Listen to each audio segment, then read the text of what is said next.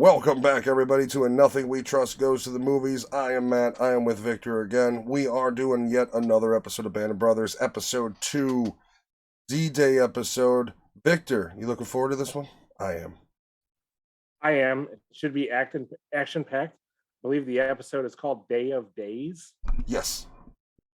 This should be coming out to y'all on June 6th. It'll be out. When you're watching this sweet video right now, you're understanding that it is D-Day, the 78th anniversary.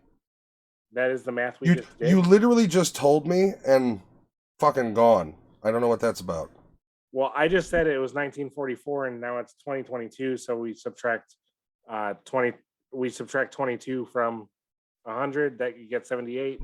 That should be right. I'm not 100% sure it is.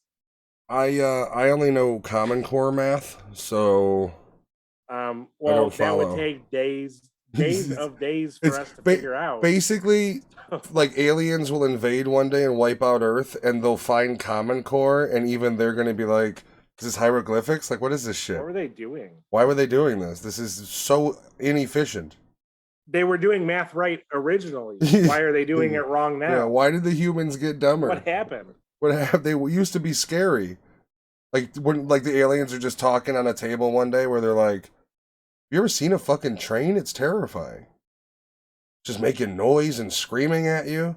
Like, I always thought about that. What would an alien think of like a train? Oh, I would think they think it's stupid because it's still internal combustion. Yeah, you would think so, but let's say like the aircraft goes down in the desert and it gets it can't use its aircraft and it's like out in the desert, and then it comes across a train, fucking the only thing lit up in the middle of the night, screaming and hollering and whistling, because in my head, I don't know, it's still steam engine trains. That's the only way this vision works. Yeah. Even diesel locomotives, you understand they're diesel electric, right? Like, that's just a generator sound. I know, but I want to go back to the old timey whistle howling. There's just like a dude that's just complete blackness from coal. Yeah, basically the train in Back to the Future 3. Nope, lost me. Anyway. Oh my god, but you are of the age for that though. That's the problem. Is like you just don't know a lot of pop culture at all. Now here's the thing. You've seen one Back to the Future, which I've seen the first one, and you've seen them all. That's not true. I've watched parts of the ones where they go to the Old West. They're cowboys. I like that movie. I quit. I think I was just like, that's stupid. I have better things to do. But that's the difference. That's what makes this. That's not the argument of whether you have better things to do. I'm not saying if what I had to do was better. I'm just saying that was my opinion. Anyway, this is what makes us work. And let's get through it. The 78th anniversary of D-Day. We are now watching Days of Days, episode 2 of Band of Brothers. Let's get into it if you're done. We're going back to the past. Talking about it in the future. That wasn't a good transition. Let's get going. Yeah.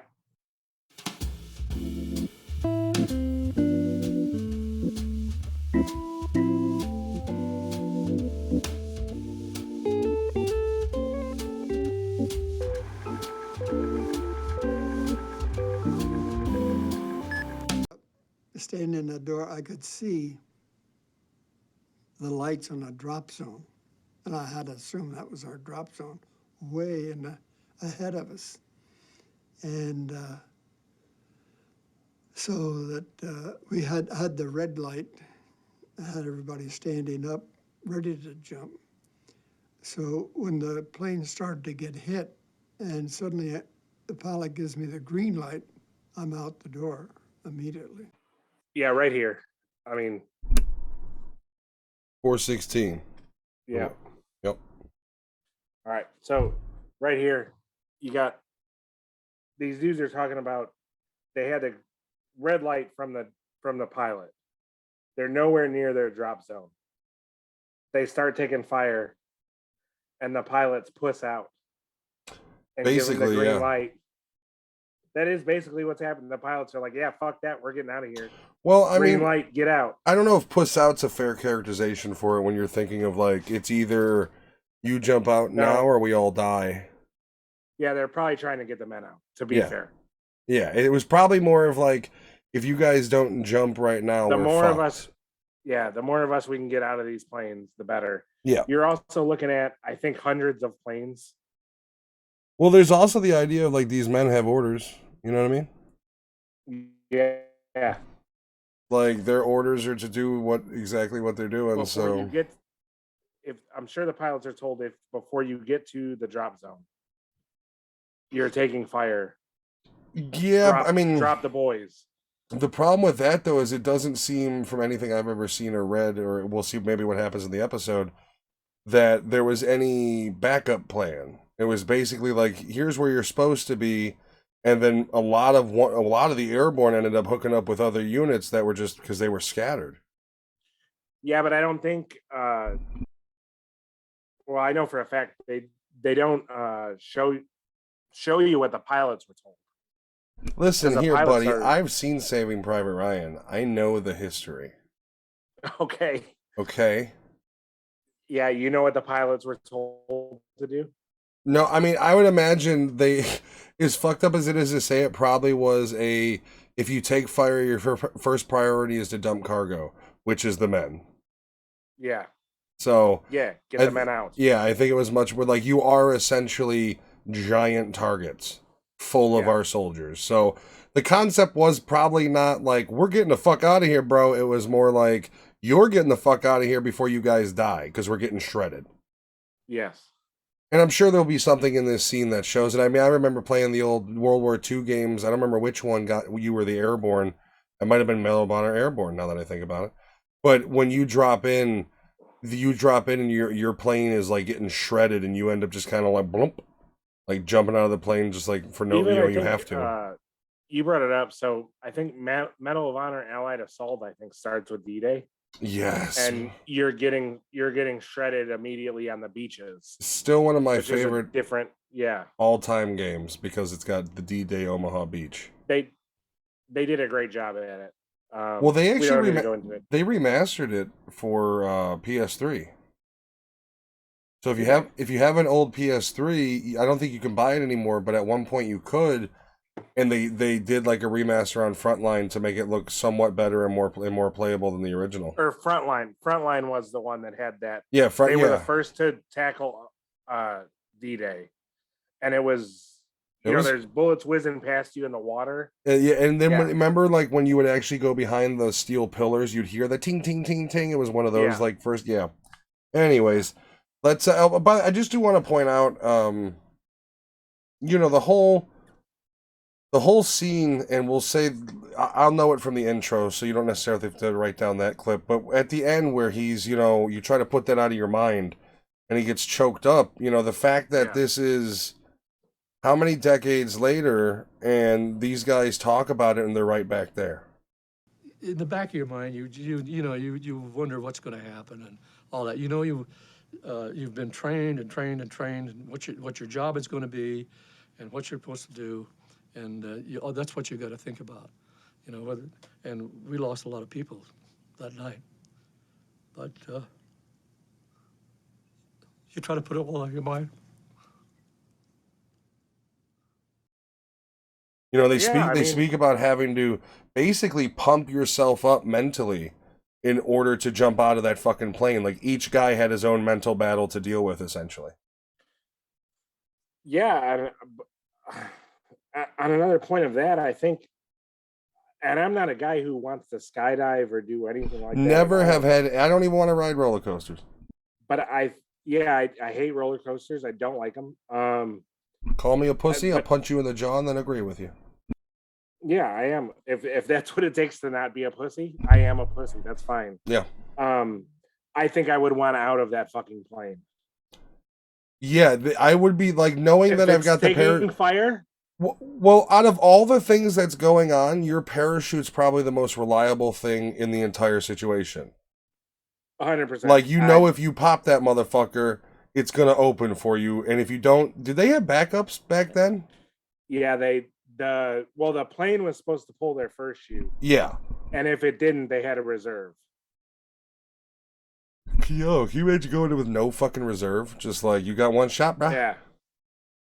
All right. No, it was I just, man, fuck. Oh. I just, once again, we talked about it last week. Just jumping out of the plane in fucking general is like, no thank you. And then you're getting shot by anti-aircraft weaponry in a tin can that's, for one thing, we saw last week, already squeaking, already's kind of scaring the hell out of these guys. And you're going to have it getting ripped through like fucking paper from these guns here, I'm presuming, here in the next few scenes. Yeah, it's a rough few scenes, I do believe. I mean, anytime I think anything that's ever, there's never been like, hey, it's D-Day and it's been a family movie, you know what I mean? Like it's this all goes well. Yeah, it's never like, what a wonderful day. You know it's going to be nasty. One of the reasons I loved the show back in the day when it released was because you saw the Airborne side. I really love the Airborne, the entire story. There's been I think the video game Brothers in Arms was also based upon the Airborne.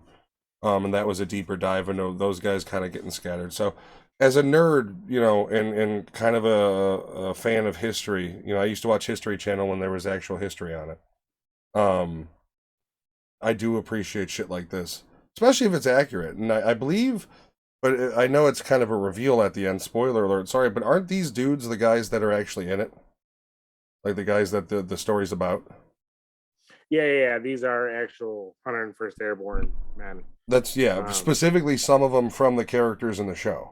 Yes. Yeah. Yes. All right. That are still alive, yeah. I can't wait. Let's jump into this. I'm at 416. You are at 416. Yes. Let's run a train on this episode. Fuck yeah.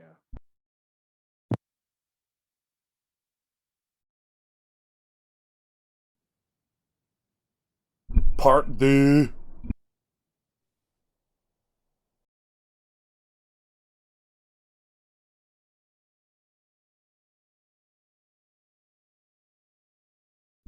Hello, darkness, my old friend.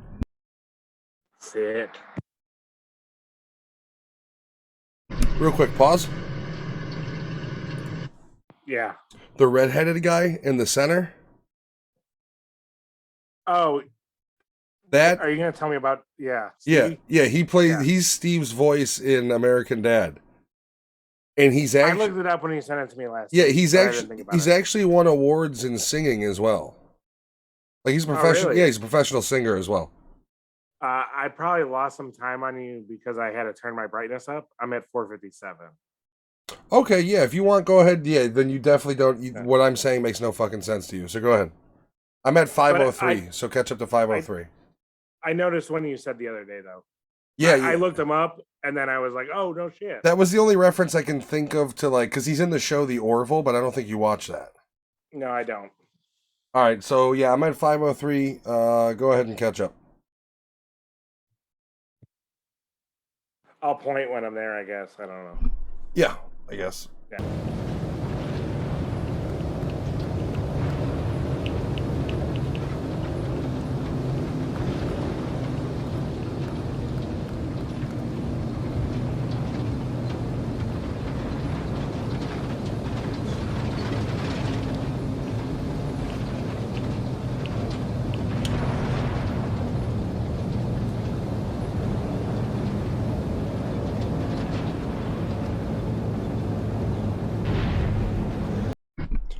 All right, 736.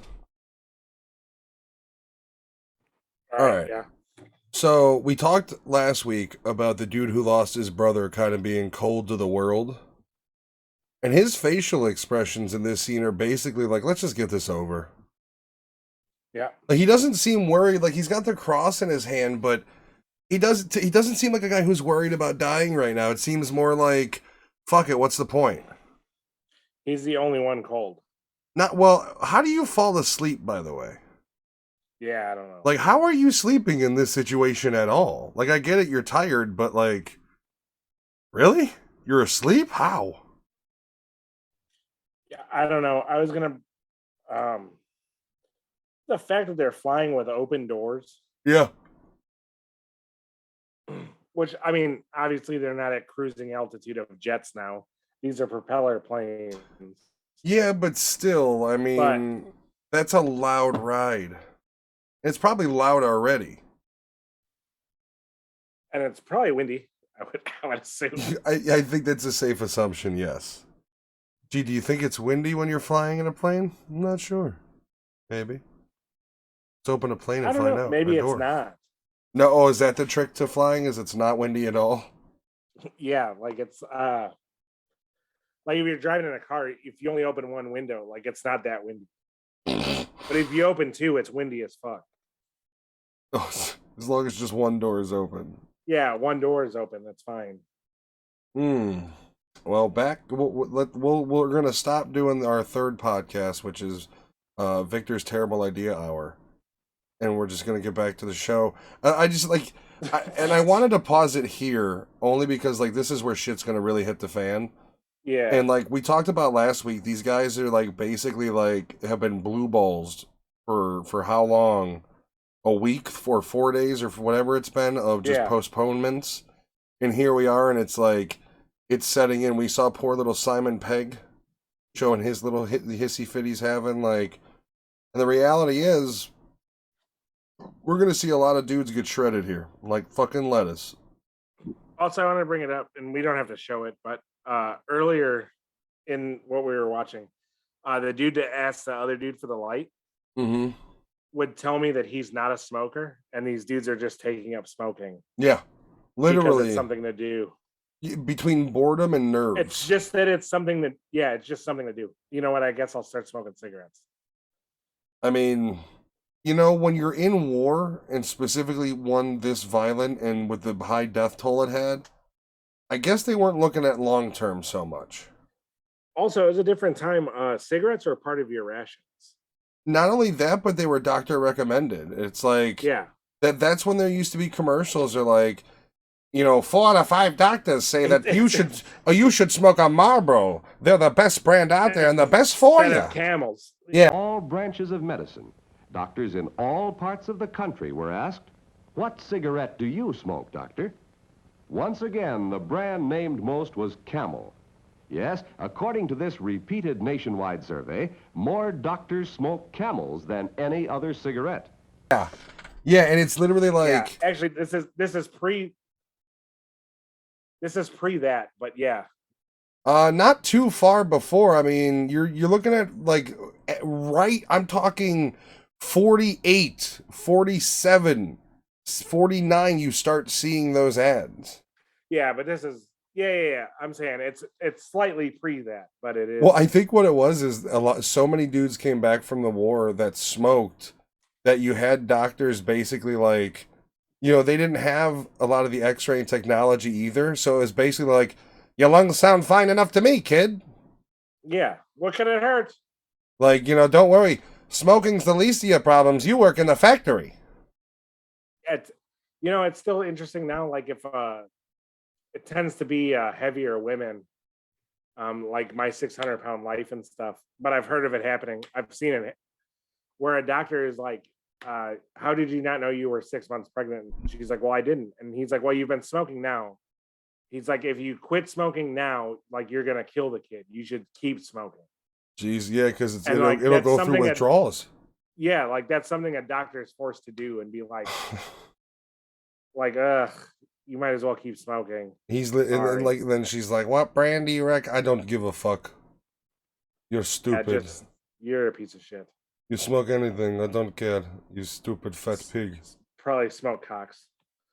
Anyway. I mean, at least once, right? At least. And then you let him leave it in. Because your private started to eat him. I don't know how. My body's a temple. Yeah, your tempo's run down, my dear. I'm sorry. All right, 7:36. We're gonna jump back in and make love to this scene. I can't wait. I mean, it's gonna get hairy. There's explosions already in the background. Let's do this now.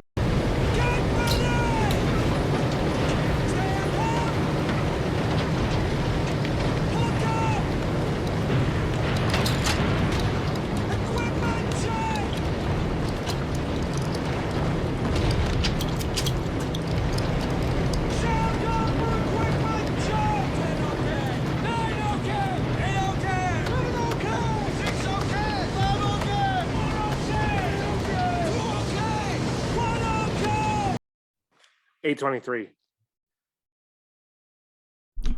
Huh? Just real quick, every man checks the man in front of him. Who checks the guy in the back though? I'm sure there's somebody back there. Okay, but how's that work though? Does he turn around? I'm sure he's the guy that stands on the plane. He stays on the plane. Oh, okay. Navigator or something probably checks the last guy. But the fact that you check the dude in front of you and he checks you, just the camaraderie in that you trust the dude behind you. Yeah, I also appreciate the sequencing. Like there wasn't like Yeah. you didn't hear him out of count. Like five couldn't say they were okay until 6 did. Right. Which I appreciate that. That's probably how it worked. I mean, it's efficient and it makes sense that way. That your commanding officer isn't listening and piecing the numbers together himself. If it's in sequential order, all he has to do is listen to one not okay. Right. If one can't say they're okay without 2 saying it, then you'll identify the breakdown immediately. It's a smart way to do it. Yeah. Jesus! Tell man to get him out of there!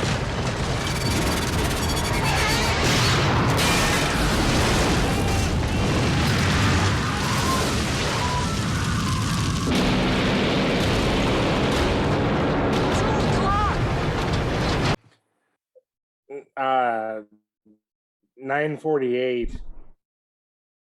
That's probably the problem with flying with the door open. Too much oxygen.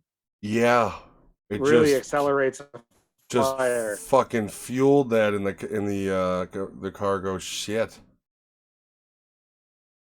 And I'm going to assume that a lot of this is being recreated by like the stories they were told too. Like you would assume that their goal was to make this as accurate as possible to what actually happened. Yeah. Fuck, man. I mean, it's just like shit. That was a quick one. Like you can kind of understand why the pilots are like, get them the fuck out. Like now they're all gonna die. Like get out. We can turn around and get out of here. Yeah, like get them the fuck out of the fucking plane. We're leaving. We're all gonna die if we don't leave. Get them the fuck out of the fuck. Like if they weren't jumping yet, it was just the pilot is just get them the fuck out. Like you know what I mean. Also interesting, flying so low that the Germans could use spotlights to try to find them. Yeah, that's my thing is like, why was the altitude so low? Was it because of the jump? Like any higher, you're talking oxygen loss? Like why were we so low? They could keep the doors open. Okay. And put yourself right in the range of gunfire. I also don't think we knew about like cruising at 35,000 feet with gas masks and stuff. Like, I don't. No, I get that, but it's probably also something to do with the technology of the auto deploy parachute. Yeah, it could quite possibly be. I mean, like now you have Halo jumpers who jump at like 40,000 feet, but they don't open their parachute till like 1,000 feet. Yeah, and maybe that's what the whole thing is because it's auto pole. The concept being is you don't want your guys just kind of like in the middle of the sky for too long waiting to be shot down. Yeah, I'm not 100% sure what the altitude is where they can't breathe. Yeah, that takes no, because then you got soldiers passing out and fucking who knows what happens. If that shoot fails, they're not deploying the other one, they're dead. Right. All right. Let's make love to this.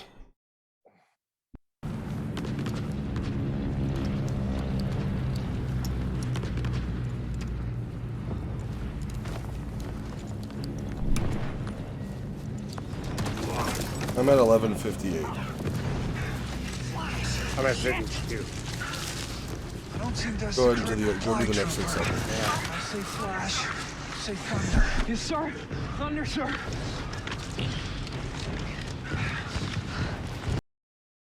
Yeah.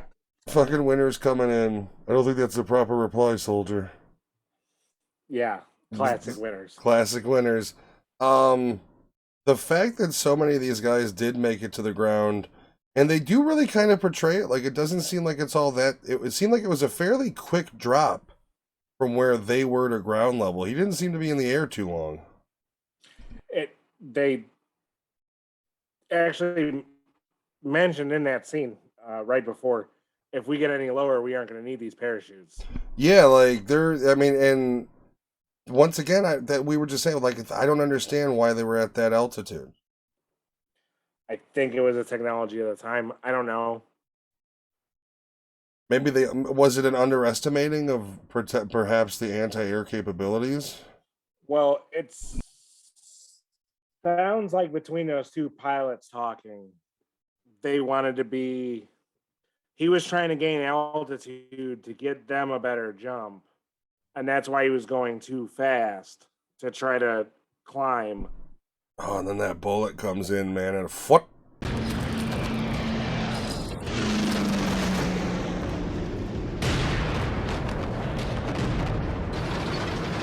Where's the goddamn DZ? Maybe 3 more minutes on this bearing. We get any lower, we ain't gonna need any friggin' parachutes. Slow down. We gotta get some altitude. They can't jump at this speed. We there? Oh God! Oh no! Bye-bye, co-pilot. Also, theoretically, very early in aviation, nothing like paratroopers had ever been done before. Considering paratroopers, this is literally the, like, test run. I mean, in the real world usage. Yeah, still impressive. And because the British on D-Day did a different thing. They flew planes that had gliders under them and had like 6 dudes in them. And that the plane would drop the gliders and they would glide into enemy territory without an engine. That's kind of cool too, though. They were far less successful, actually. I can understand that. I mean, more to shoot. And you're just gliding, like you have no way to propel your. Like if you lose speed, you lose speed. There's no. Like if you hit trees, you're fucked. Like how many British like soldiers glider died of flying their glider into the fucking trees? I wonder, dude. That's terrible. I think a bunch. Yeah, but that is the typical American answer to anything European history. Is like, probably a bunch. Fucking crazy Europeans. Fucking whites. What? Yeah, there is no like they're unseasoned food. Yeah, you bland motherfuckers. You. Nobody wants haggis.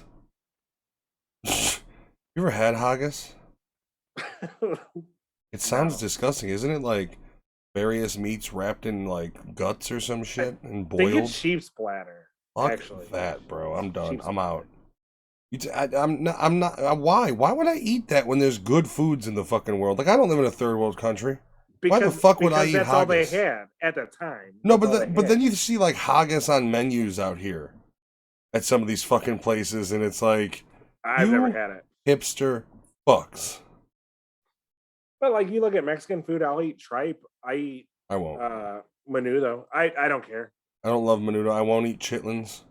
I've tried chitlins. I won't eat chitlins. Fucking disgusting. That's pork intestine, right? Yeah. I'd rather eat beef intestine. I know what cows are eating. Do you though? Yeah, it's grass. Grass-fed's nothing but a marketing ploy, man. They aren't eating what pigs are eating. Pigs will eat any fucking thing. Yeah, well, dairy farm cows sometimes get Skittles and other sugar candies in their food. That's probably true. No, it is true. It's for pure energy source. Yeah. Yeah, it's sugar. All right. Yeah. 11:58. Yeah, well, back at it. They're on. Well, at least a couple of them so far are on the ground. Hoping to see the reuniting of our fellas here. Yeah, I'm actually at 12, but I don't think it matters. You piece of shit. Follow me.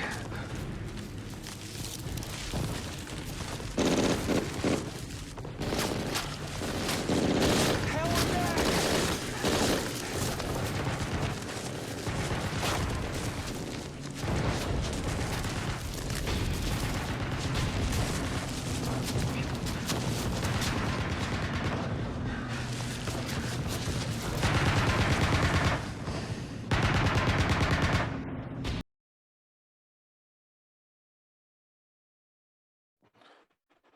12:53.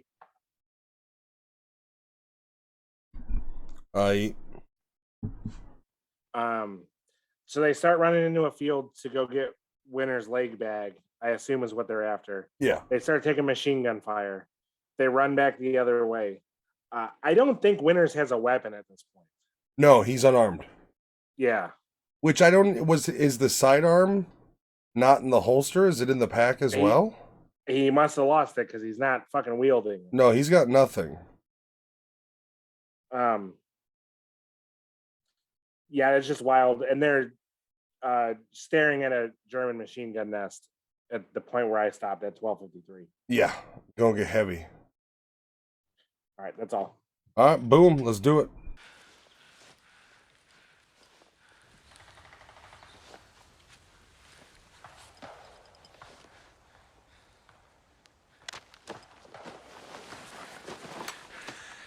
We're about 7 kilometers away from our objective. We're 4 hours away from when we need to have it secured. So, we got a lot of walking ahead of us. You men will stick with us until we find your unit. Let's go. Hey, Sarge, where are we going?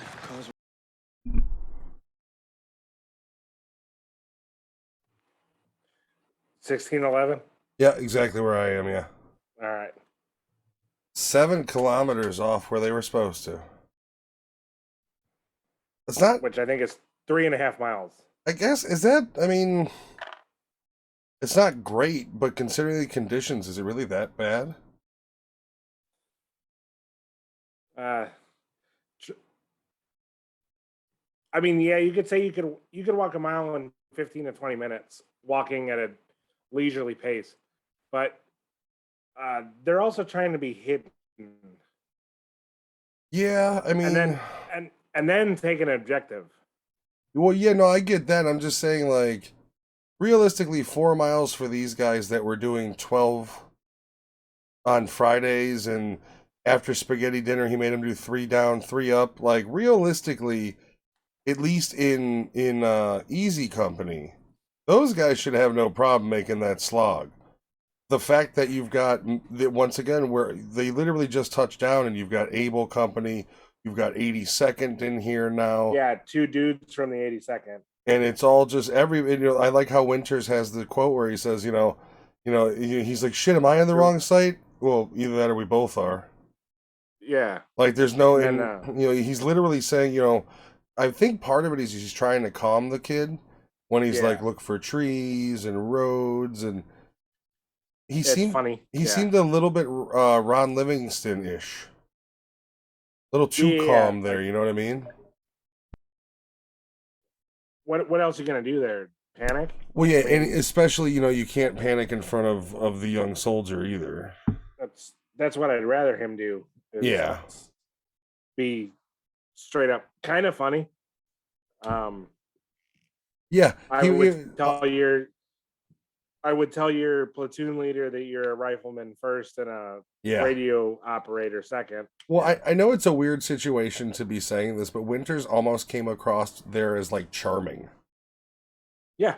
As 100%. Yeah, and in an odd way. All right, so yeah, here we are. We've got 40-year-old Donnie Wahlberg. We've got Winters. I was also going to bring up terrible discipline as soon as they heard those second clicks. Yeah, like just yelling, like Winters? Yeah, and coming across the fucking Did you forget water? Something about behind enemy lines and stealth? Yeah. I like how he tells him, he's like, we're lost, aren't we? He's like, no, we're in Normandy. Yeah, that's good too. Yeah, no, there's and I do appreciate the fact that, like, even though this is a heavy day and a heavy episode, there's still some levity in it. I think because of that, we're going to see some nastiness coming up soon. Yeah, for sure.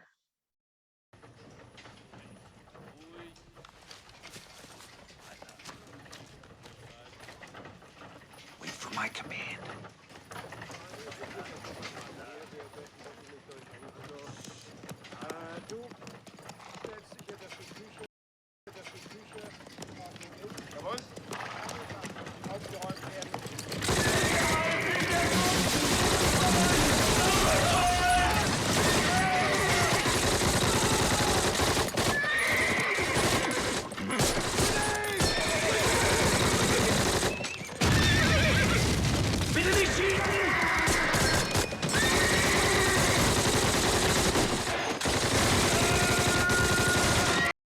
1852.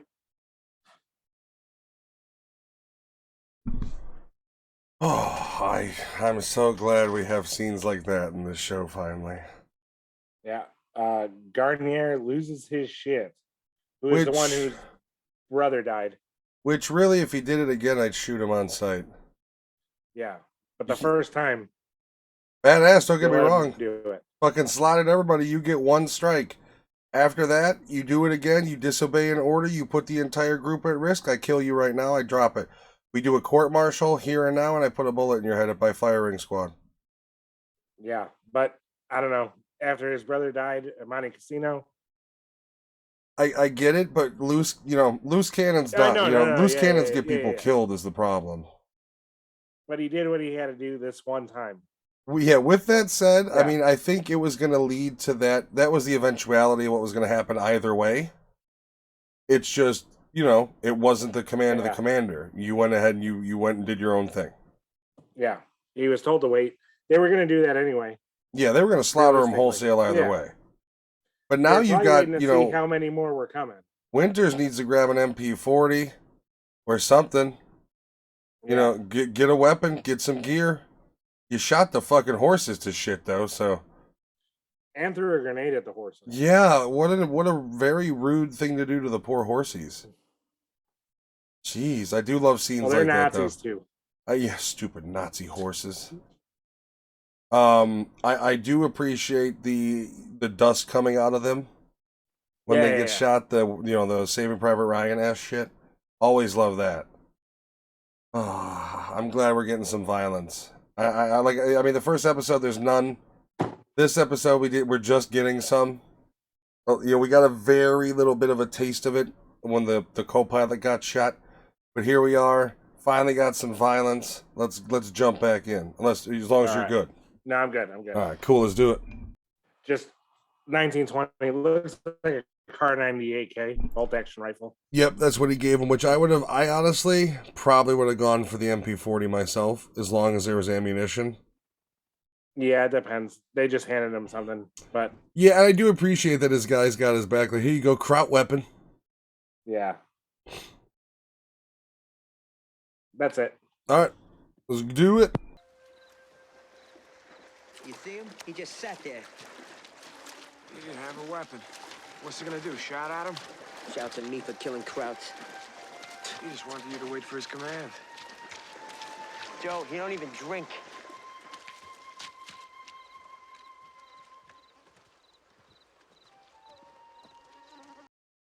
"40-year-old Donnie Wahlberg knows what's up. He's good. I just wanted to say 40-year-old Donnie Wahlberg knows the MP40. He's got it. He knows what's up. Yeah, I mean, Thompson was a hell of a gun too. Maybe they gave him an M1 though. No, I would prefer. I like the Thompson over the MP40, but I like the MP40 over the Car 98.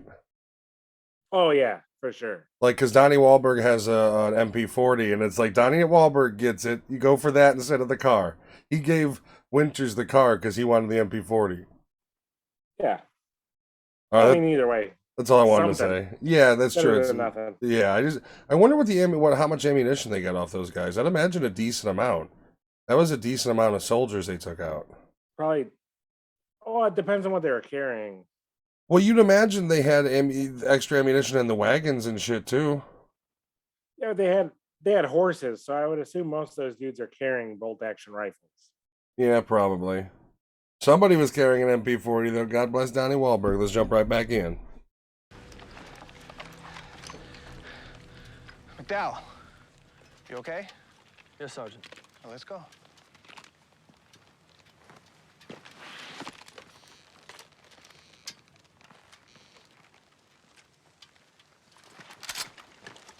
Hey, I promised my kid brother I'd fetch him back a Luger, so I got first dibs, okay?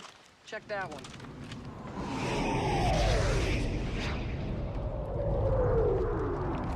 All right, what do you got?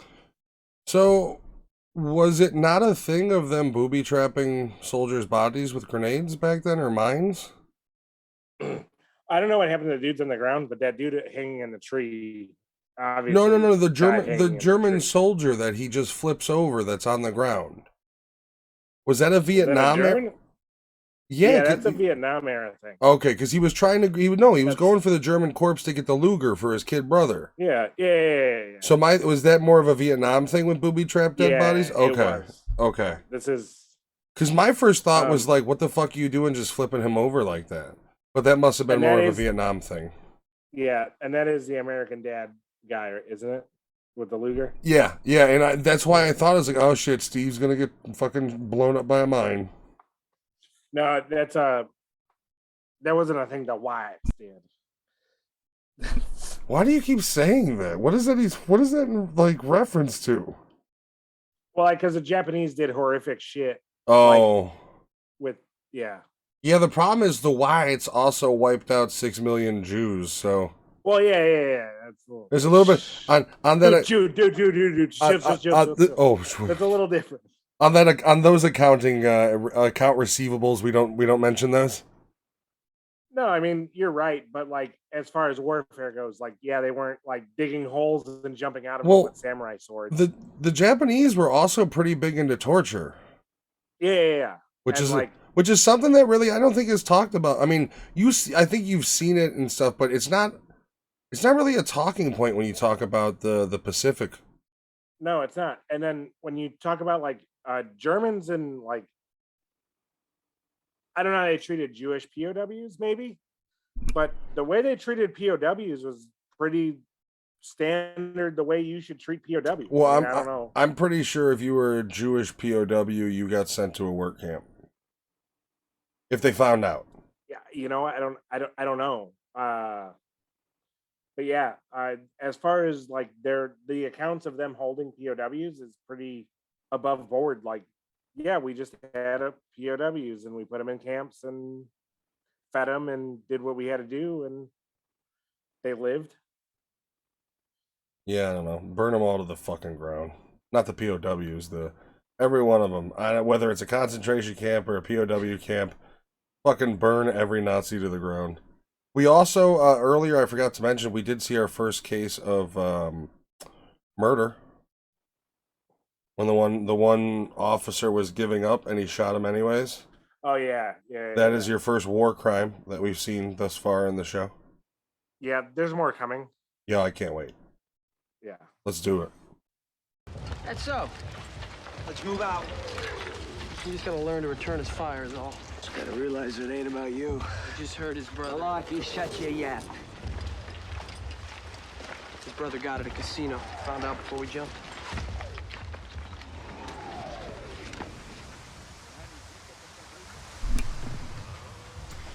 $22.22. I'm sorry it's so soon, but That's fine. I'm at 25, but okay. okay, yeah, no, it's all the same. Yeah. I'm just noticing artistically the color palette changes. We just shifted from kind of a lighter, warmer image to a dull black and white almost. gray. Yeah, and I think it's. I don't see. That's the thing is I don't know if it's necessarily a pure artistic decision, or if this is a filter and they just didn't have as much natural sunlight to which they're using to film it. Like the night scenes earlier, I know that those were fucking Hollywood lights. It wasn't actual moonlight. But this to me tells me that they were maybe using natural light and they're using it like a sepia or some sort of grayscale type overtone film, like filter. And there just wasn't a whole lot of light. The whole color spectrum here is different. It's like the whole, you know what I mean? It's just like a dust gray. It's interesting how it switched like that. Like even the greenest of tree leaves aren't all that green in this shot. Yeah, agreed. All right, let's jump back in. Where are you from, son? Eugene, Oregon. Eugene?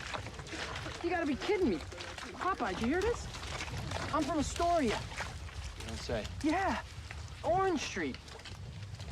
What gives? What are you doing in a Kraut uniform? Volksdeutsche. Come again? My family answered the call. All true Aryans should return to the fatherland. All right, 23, 25, anywhere between, 23, 22, and 23. I'm at 23:30. Okay, yeah. What the fuck? My That was family real. answered the call. And you've got a Return of the Eugene, Oregon Nazi fighting in the Nazi army. Answer the call. Fuck. Been going since 41. And this No, is very what? early on in the war. This is 44. Yeah, they messaged all of German immigrants anywhere they went and said How the the motherland's wait, in a war. how the fuck did they know where all these motherfuckers were to message them? I don't know, but they did. Was there like a bat signal for fucking Nazis? It's not Nazis, it's the German motherland. I think if is what it's it if is. it's 41 and you get a call from Adolf Hitler, you're a fucking Nazi. If you take that call. Well, you got to stop and think that in 41, America didn't care about the Nazis. No, we didn't, but that's irrelevant. The fact that How is it irrelevant? Because the fact that you were native born American, and by 41, the Nazis had done some enough damage to understand what we were dealing with. So you have to understand that you're not just like, I understand Germany was pretty pro-Nazi in 41 because the country was at that point doing okay. America was pretty pro-Nazi. We're not pro-Nazi. I mean, we did put Hitler in Times Magazine Man of the Year. That was in the 30s, but yeah. No, there's other things going on. First of all, the concentration camps weren't known about, or if they were, only the government knew about them. So what regular damage American did people Hitler do? didn't. What damage did the Nazi Party do as far as in the war by 41? You continue. I'm going to look it up. I'm not 100% sure, but obviously they had taken, Austria, France, Italy with the help of Mussolini. They were fighting in Greece, I believe. They were in Africa, trying to in Egypt mostly, I believe, and like Libya and Sudan, northern Africa, Desert Fox, Rommel, with the tanks and everything. So here's the thing: the concentration camps may not have been known necessarily, right? Yeah. But by 41, he was already he was imprisoning the Jews. He had already put them in ghettos, established ghettos and forced labor camps. Yeah. In June 41, sure. Germany turned on its ally, the Soviet Union. So, like, all I'm saying is if you answer that call, right, presumably you're okay with being a Nazi. You're not answering that call necessarily. You have to understand by what's already going on. Like, I just don't buy, like, I answer the call to protect the motherland. It's like, no, you answer the call with the idea of you're okay with being in the Nazi party, in the Nazi army. I don't 100% disagree with you, but I will bring up that there's nuances. 3:28 a.m. Post World War So I. if his mom and dad are immigrants post World War I, yes, he is an American, but he's also ethnically German, which would be the point of World War II. Austria's ethnically German. Yeah, that doesn't sound like it. I mean, there's nothing going on in modern times that compares to that at all, is there? Not that I can. Not Ukraine and Russia. Like I mean, well, kind of, but Russia isn't calling on Russians in America. Well, also, Russian isn't taking over other. They're basically, we want Ukraine. Yeah, they want. I don't think they even wanted. We don't have to get that far into this, but I personally don't believe they even wanted all of Ukraine. They wanted the Russian parts of Ukraine, and they were willing to stop there if they would be dealt with and talked to. But once again, Zelensky says I will never capitulate. I will never compromise with the Russian people. And so once again, you're signing your death warrant. I don't know what you want. Yeah, I saw, and I want to end it after this, but I saw an article the other day that said that Russia's going to win more than likely the military war, but they've already lost the morale. So once again, I don't trust any media cycle. It's so hard to, I don't think they want anything else than the Donbass region and Crimea. Personally, We'll see. All I know is Russia no longer has McDonald's and Starbucks, and that's crazy. I heard I saw an article about how rich some Russian was going to get over having bootleg McDonald's. Can Like, you they're imagine gonna being the open some Big place Mac, called, like- the Big Mac king yeah. in Russia? Yeah, It's he's gonna. just like, I know what it takes to make a Big Mac. I'll just do it over here. I have the special sauce. Yeah, call it Whack Arnold's, like that fucking Chappelle skit, and fucking go at it. It's McDonald's and it's OOO, you know, and it's just that's. Yeah. All right, let's jump back in. 3 days later. I mean, there was weapons of mass. Oh wait, no, never mind. Yep. All right, you know what? We've been talking about this shit for way too long. Yeah, we need to go. I might cut some of it. We'll see. Yeah, you probably should. Yeah, it was a lot, but I don't know. It was a good discussion. It was. It gets us out of that echo chamber as we talked. With that said, we're gonna go ahead and fucking 8 hours later jump back into the episode. Here we go. All right. Here you go.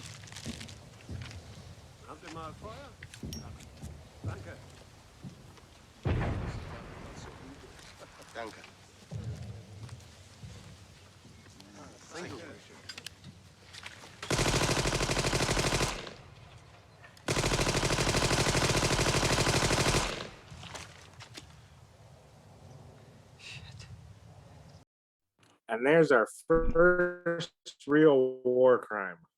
Yeah, the other one you can kind of get is like everybody was shooting. You know, this Yeah. is No, this is a war crime.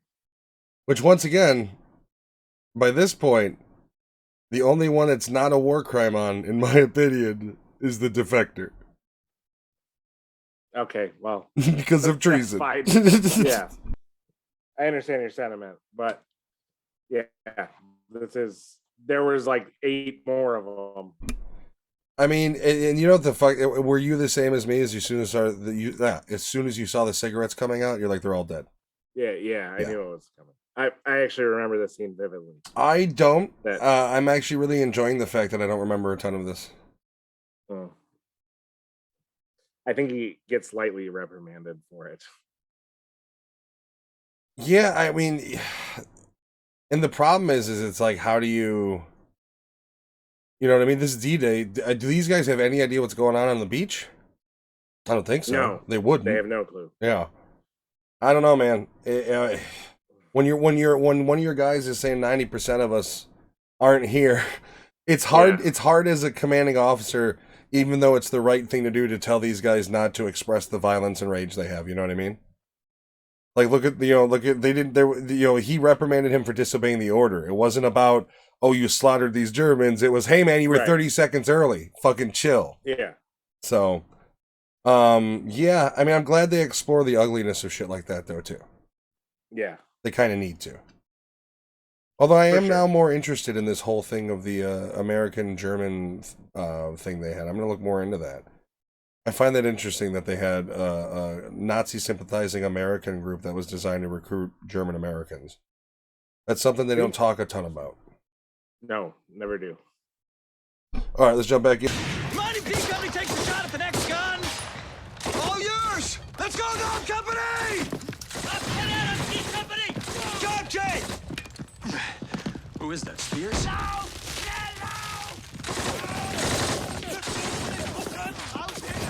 What's he doing out of the trench? Oh, what the hell is he doing? Oh, Jesus. All right. I'm at 42:26. You're muted. 29. Okay. They started talking about shit. That's fine. There's not a whole lot. I mean, it was a big battlefield or big battle scenes or big Yeah. battle scene, and I'll show as much as I can. YouTube's a little weird with the violence, so if if there's I'm not gonna be able to post the gore shots, but there's a lot of stuff I'll be able to post. First off, you've got the crazy lieutenant back who just wiped out like eight Nazis, and he's the one who runs in out of the trench. God.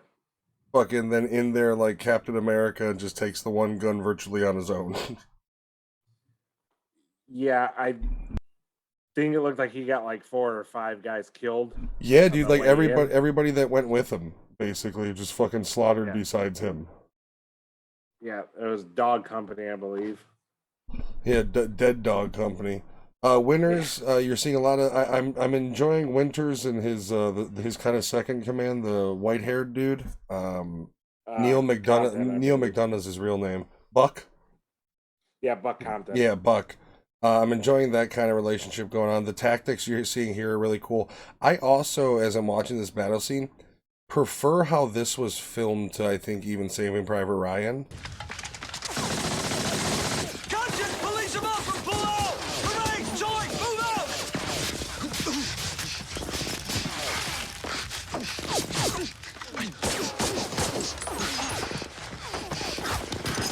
Move out, move it out!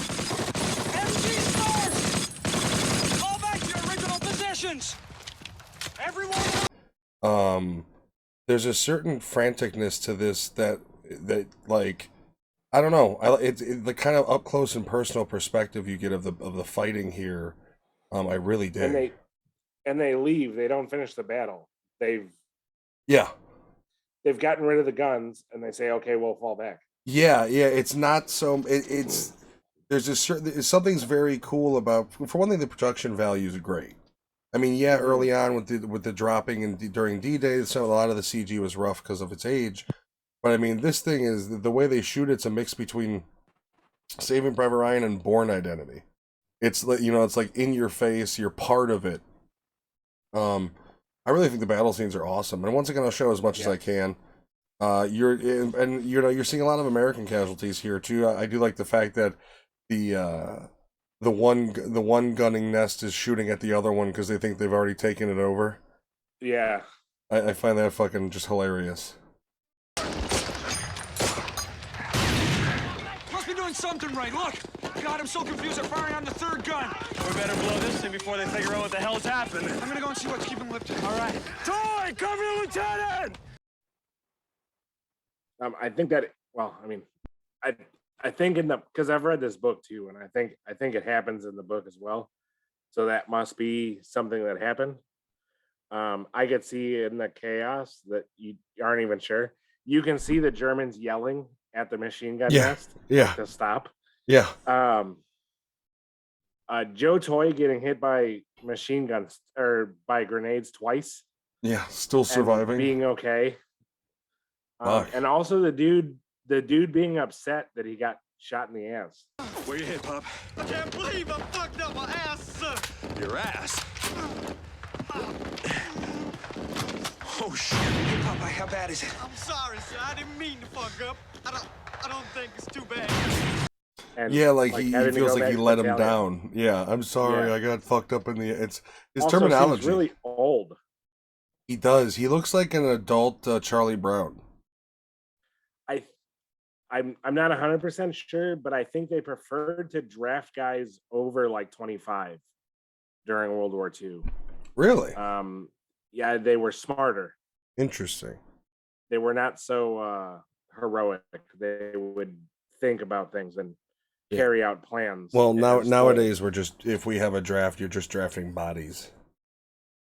Yeah. Well, the limit's at 28, and I think they were drafting dudes at like 32, 33 during World War II. It was all hands on deck. Yeah. Yeah. If you had some age on you, you can be an officer. You can be you'll go, some education. Definitely a different age.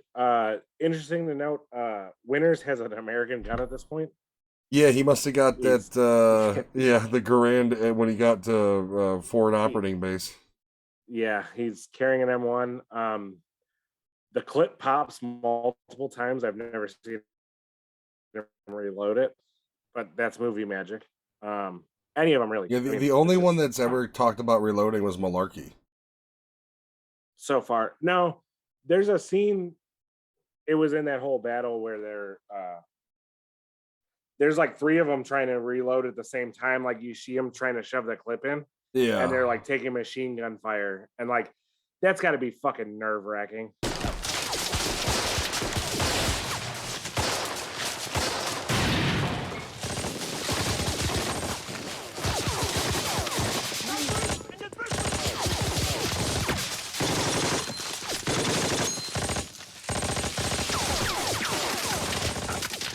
Oh, the just hitting all around you. Oh, Yeah, fuck that, bro. and That's like the I balls couldn't of imagine steel.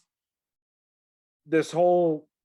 I mean, it's them trying to take a machine gun nest, or it's them trying to Artillery take weapons, artillery. yeah. Yeah, but there's a machine gun nest firing at them at all times, and it just seems like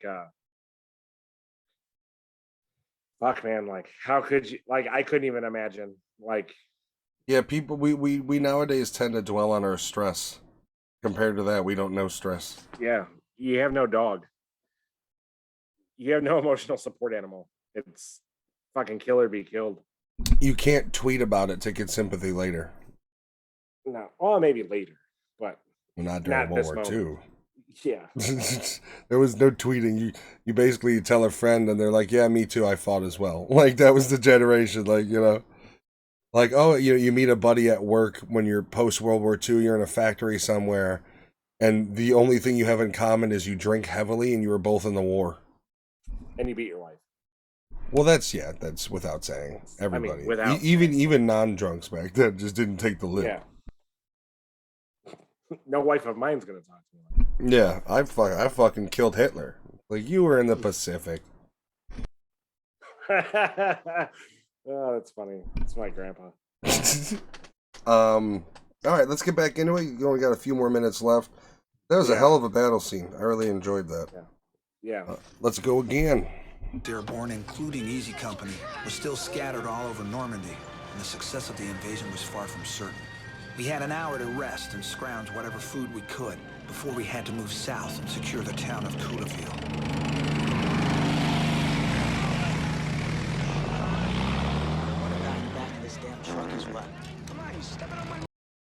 Couleuville. Right? Yeah. 4349. Sorry. Just Couleuville, I couldn't fucking pass it up. Yeah, something about these fucking... Isn't that what's the title episode for the next episode? No, that's Carentan. Oh, okay. But Carentan... that's Buttville. Carentan sounds like something out of a Star Wars movie. Yeah, it's French. Same thing. It's all shit I don't speak. Refuse to, basically. Yes, will not learn. Won't even try. I don't care if they take over the world. I will not speak French. Nope. I'd rather learn how to speak dog. Yep. Because we all know that's possible. All right, here we go. Of course it is. All right. Dumbass town named Couleville. Sergeant? Sir. I'm not a Quaker. He's a good man. Man. Not even old enough to buy a beer.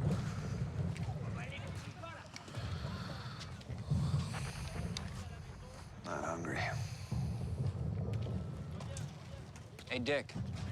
I sent that map up to Division.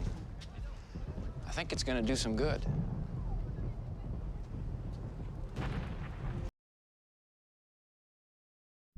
All right.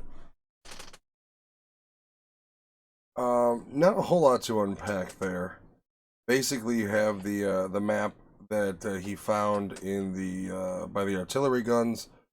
It led to some serious intel, and then and I'll show it here. Guys got awarded medals for taking those guns, and as it says, tactics are still used in West Point Academy still to this day, or at least when this was made. Yeah, I was muted. Sorry. Yeah, no, it just this whole like last 8 minutes just shows the toll takes on a man. Yeah, Winters is feeling it. He's a good man. Yeah, real good man. Not a Quaker, apparently. No, not a Quaker. Maybe he's a Mennonite. Maybe a Mennonite. Said, yeah. Mennonites are pretty close to Amish, so I doubt it. Well, Mennonites, I suppose back maybe in the 40s it wasn't such a big thing, but Mennonites can use electricity. They can drive cars, shit like that. Yeah, but they still have the same, like, I know Amish, when they try to draft them, they get the conscientious objector thing. Like, oh, do they really? English. Yeah. Yeah. Yeah, they don't have to go. They're just like, yeah, I'm Amish. Do sovereign citizens have to go? I don't think so. I mean, the sovereign citizen thing's weird. I've been looking into it for ages, and Yeah. I'm not even 100% sure it's legal, but it sounds awesome. Yeah, it's not real, by the way. I, Well, it's not real in the way that people try to apply it. Like the whole terminology of like I'm traveling, not driving, and because I'm not using this vehicle as commercial Yeah. use, that shit's all just bonkers. Still gotta I abide the don't know. laws per state. There's one dude that's like, I'm not doing interstate travel, so like it doesn't matter. I'm in my own state. Like It's not how it works. You still break laws. Yeah, I You're don't know. breaking laws. I don't know. I also I've never really looked into it because it doesn't seem worth it. But like you can forfeit all your rights and say you're a sovereign citizen and not pay taxes. I don't know what you have to do to achieve that. No, but like you don't ever get like Social Security. Like you can't go to hospitals. Like it's But yeah, it's all Like, on your you're all dime. on You your better be own. very fucking rich. like yeah. But you can say like fuck you. I'm not paying taxes. Every sovereign citizen video I see is some asshole just being a cunt under the grounds of I'm a sovereign citizen. Especially out of Canada. Canadians love that shit. There's a lot of Canada's Canadian a- sovereign citizens. I think we should look at Canada for some stuff. They seem to be more willing to uprise than we are. So Well, that's the French in them. The French will riot for any reason. yeah, except for good food. Actually, I like French food. I don't What do know. you mean? You do understand that like French cuisine is like, isn't it like the culinary perfected cuisine? Oh, that's what the French say. Well, all of the famous chefs train in France, like Yeah, Gordon Le Cordon Ramsay. Bleu. Le Cordon Le Bleu. Cordon Bleu. We're Le Cordon Uh, Bleu. We cook everything in butter and cream. The whole thing with France, though, is that their people are gelatinous. Like they're all skinny, But they're skinny but they fat. they have no muscle. Yeah, they're basically They've been Doug. described as gelatinous. Yeah, no. Well, they eat super small portions of super bad food. That tastes really all good. of their food is cooked in cream and butter. Yeah, and duck fat. Confit. Duck confit. And All right. have wanna- you ever had foie gras? It's Yes, amazing. I have actually. I think Hot Doug's had a foie gras burger at one point, or not Or a burger, hot dog. I Yeah, mean, hot dog. Yeah. you know that Hot Doug's is the supplier of hot dogs for Wrigley Field. Is it really? He closed up shop but stayed in the encased meats business, and his name brand wieners are what supplies Wrigley. That's cool. Pretty crazy. I mean, that guy's worth fucking millions. All right. Strange hill to die on. Foie gras hot dogs.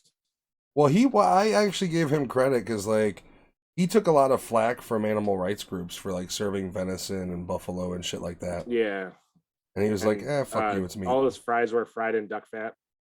No, not all. No, on Fridays or whatever. it He was had something weird. there was a special foie gras fry.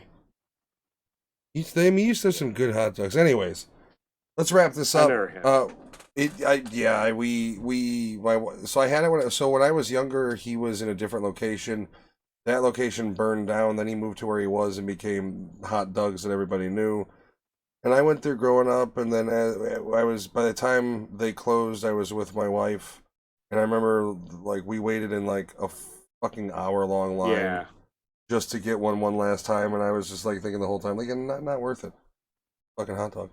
It's in like California and Roscoe, wasn't it? Yeah. Yeah. Yeah, it was right across from where a long time ago Midway Arcade used to be.